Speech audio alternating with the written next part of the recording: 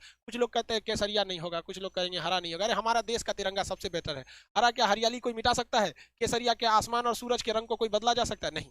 तो ये हमारा क्या भैया, बुद्ध भगवान के लिए ब्लू बीच में है, ब्लू ब्लू। तो देखिए हमारा जो है बलिदान का केसरिया एक्चुअली किस चीज के लिए? बलिदान के लिए। हरा रंग किसके लिए? हरियाली के लिए। हरा रंग हरियाली के लिए। हमारा देश हरा भरा है भाई, मेरे देश की धरती। अब यहाँ देखिए इसमें गलती कैसे कर देता है लड़का सब। हम बचपन में छोटे थे तो तिरंगा बनाना था ना, तो हमने गलती से क्या किया, केसरिया को नीचे कलर कर दिया, ग्रीन को ऊपर कलर कर दिया। अब छोटे बच्चे हम लोग थे, लोग 4-5 में पढ़ते थे, उतना दिमाग थोड़ी रहता है, कौन ध्यान देता भाई, छोटा बच्चा में नहीं ध्यान रहता। टीचर हमको समझाएं कि देखो बाबू ऐसा गलती नहीं करना। हम कहें कि सर हमारे दिमाग से उतर जाता है कि केसरिया ऊपर रहेगा ग्रीन, तो हमको बड़ा प्यार से समझाए, देखो बाबू हरियाली जो होती है वो कभी ऊपर हरियाली थोड़ी होती है आसमान में। हरियाली जब भी आएगी तो नीचे रहती है, जमीन पे हरियाली रहती है। हाँ सर, इसका मतलब हरा नीचे रहेगा। और सूरज का रंग केसरिया होता है, वो कहाँ जमीन पर रहेगा, नहीं तो ऊपर रहेगा। तो छोटे बच्चों को ऐसे ही समझाया जाता था, हमने गलती कर दिया था। समझ आ गया कि नहीं आ गया? आगे बढ़े। हमारा झंडा, झंडा रूल के हिसाब से आप सूरज निकलने से पहले अंधेरे में झंडा नहीं लहराएंगे। सूरज निकलने से पहले अंधेरे में झंडा नहीं लहराएंगे। यानी जब भी झंडा लहराना है तो जब सूरज निकल जाए, सूर्योदय की रोशनी में, सूर्य की रोशनी में हमारी झंडा का तोलन होना चाहिए, फ्लैग होस्टिंग एकदम। और जब सूरज ढलने लगे तो हमारी झंडा का अपमान न हो, अंधेरे में हमारी झंडा को कोई देख ना सके, हमारे वीरों के बलिदान को, हमारी मिट्टी की हरियाली को जब कोई देख ना सके, तो हम लोग को झंडा क्या कर लिया जाता है, सूर्यास्त के बाद उतार लेना चाहिए। झंडा में नियम है कि जब भी कोई व्यक्ति झंडा में लेके आगे चलेगा आंदोलन वगैरह में, तो दाहिनी हाथ उसका ऊपर रहना चाहिए और बायां हाथ उसका नीचे रहना चाहिए। इस तरह से वो फ्लैग मार्च को लेकर चलेगा।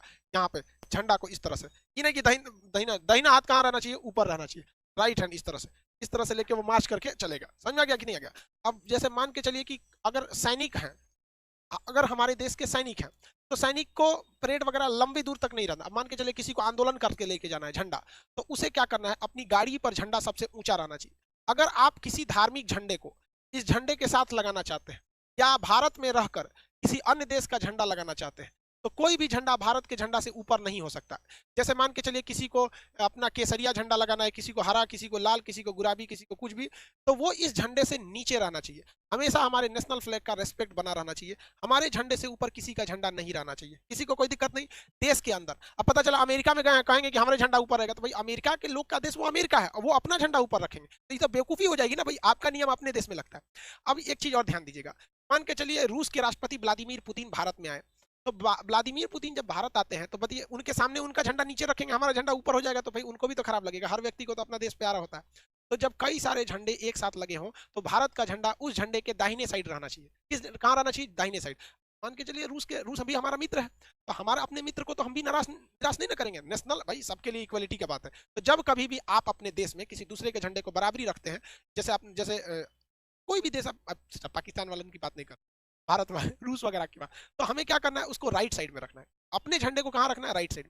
अगर कोई आंदोलन या जैसे किसान आंदोलन चल रहा है, तो किसी को अगर उसमें तिरंगा लेके जाना है और अगर दाहिनी हाथ से उठा के ऐसे थक गया है बेचारा, कितना दूर ले जाएगा? सैनिक तो है नहीं, आम आदमी सैनिक कितना तो नहीं रहता है, तो उसे अपने दाहिने कंधे पे क्या करना है, झंडे को ऐसे रखना है, दाहिने कंधे पे झंडे को रख के लेके चलना है। और याद रखना चाहिए कि जो व्यक्ति दाहिने कंधे पे झंडा को रखा है वो आंदोलन में सबसे आगे रहना चाहिए। आंदोलन में क्या रहना चाहिए? सबसे आगे रहना चाहिए। और झंडा कभी भी जमीन से टच नहीं होना चाहिए, इससे हमारे झंडे की क्या हो जाएगी, बेइज्जती होगी। तो झंडा ऐसे तो उसे दाहिना हाथ रख के झंडा को हमेशा ऊपर लेके रखना है, लेकिन जब कभी भी थक जाएगा तो उसे कहाँ रखना है? अपने दाहिने कंधे पे लेके। और आंदोलन मार्च में वो सबसे आगे रहना चाहिए। ये इस नहीं तो इस तरह से बहुत ज्यादा झंडे का अपमान एकदम सरासर गलत है। अरे भाई जो देश प्रेम नहीं कर सका उसको खुद को सुसाइड करके मर जाना चाहिए। क्योंकि यार एक जानवर को भी अपने खूंटा से बहुत प्रेम होता है, जहां उसे बांधा जाता है ना उसे वो बहुत प्रेम करता है, वहां उसे गंदा नहीं करता है। और कैसे लोग हमारे देश को लोग उल्टा सीधा बोल देते हैं। हम अपने झंडे का देखिए, एक जाने अनजाने में कभी हो गया, जैसे कभी हम 26 जनवरी को आप देखेंगे सड़क पे कभी कोई तिरंगा गिर गया है, तो कोई जानबूझ के नहीं फेंका होगा, जाने अनजाने में उसे गिर गया होगा, तो आप कम से कम उसे उठा लीजिए। जो अपने देश का सम्मान नहीं कर सकता उसे नरक में भी जगह नहीं देना चाहिए, उसके लिए नरक से एक अलग नरक बनाना चाहिए, तो उसको मरक बनाए, उसको राष्ट्र चीज हमेशा आगे रहना चाहिए। लेकिन कभी कभी हमारे देश पे बहुत बुरा संकट आ जाता है, तो जब कभी भी देश पर बुरा संकट आता है तो झंडा को उल्टा लहरा दिया जाता है। पहले इतना तो समझ में आ गया भाई, हमारे देश का झंडा सबसे अच्छा रहना चाहिए, तिरंगा बातें अलग है भाई। हमारे देश के झंडा की सबसे बेहतरीन, पहली बार भारतीय झंडे को विदेश में किसने लहराया था? किसी ने कोई बता सकते हैं? जर्मनी के शहर स्टुगार्ट्स में लहराया गया था 1907 में। किसने लहराया था बताइए, किसने लहराया था? अंतर्राष्ट्रीय सम्मेलन में हमारा तिरंगा सबसे पहले किसने लहराया?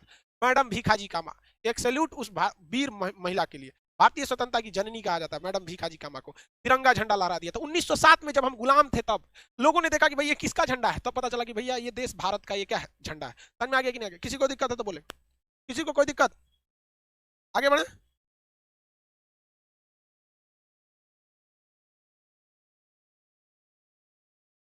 आगे बढ़े। अब देखिए, झंडा के साथ दो कंडीशन। ये जो झंडा ऐसे सीधा है, अगर हम इसे ऐसे कर देंगे झंडा को, तो टेबल कुर्सी पे जब झंडा रहता है तो दो झंडे ऐसे रह जाए तो कोई दिक्कत नहीं है। दो दो झंडे अगर तिरछा हो जाए तो कोई प्रॉब्लम नहीं है। जैसे ये देखिए, अभी कोई दिक्कत नहीं, अभी कोई दिक्कत नहीं है, अभी कोई दिक्कत नहीं। लेकिन अगर हमारे राष्ट्रीय स्मारक जैसे सुप्रीम कोर्ट, राष्ट्रपति भवन, इस सब पे अगर जो झंडा सीधा लगता है, वहां का झंडा तिरछा नहीं होना चाहिए। लगाया गया था, एक सेकंड बाबू, झंडा लगा देते पहले, यही ना? ठीक है, झंडा लगना, झंडा जैसे राष्ट्रपति भवन का झंडा है, अगर इस झंडे को इस तरह से झुका दिया गया तो समझ जाइएगा कि देश का बहुत बड़ा क्षति हुआ। राष्ट्रीय शोक अगर होता है, दुख दर्शाया जाता है कि ऐसा दुख जो पूरे देश को लगा है, तो उसमें राष्ट्रीय झंडा झुकना चाहिए। जैसे हमारे एपीजे अब्दुल कलाम का जब निधन हुआ था, हमारा झंडा झुक गया था। हमारे पूर्व राष्ट्र प्रधानमंत्री अटल बिहारी वाजपेयी जी का जब निधन हुआ था, हमारा झंडे को क्या किया गया था? झुका दिया गया था। तो जब देश को एक अभूतपूर्व, एक बहुत बड़ी क्षति हो जाती है, कोई बहुत बड़ा देशभक्त या बहुत बड़े व्यक्ति की जब निधन हो जाती है, तो राष्ट्रीय शोक मनाने के लिए, ये दिखाने के लिए कि हमारा पूरा देश आज शोक में डूबा हुआ है, हम अपने झंडे को क्या करते हैं? झुका देते हैं। हम अपने झंडे को क्या कर देते हैं? झुका देते हैं। समझ में आ गया कि नहीं आ गया? किसी को कोई दिक्कत नहीं? आगे बढ़े।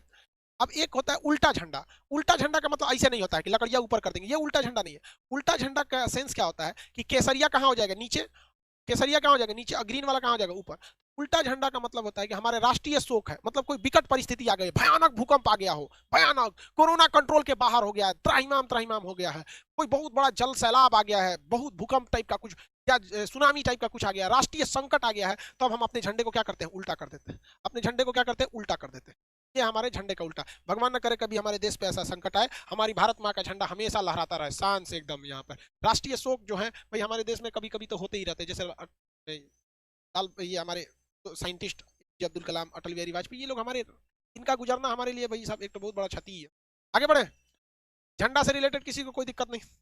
भगवान न करे हमारे झंडा कभी उल्टा हो, ऐसा कोई संकट ना आए देश पर, भगवान स्पेशल ध्यान दीजिएगा, हमारा देश का झंडा सीधा ही रहे।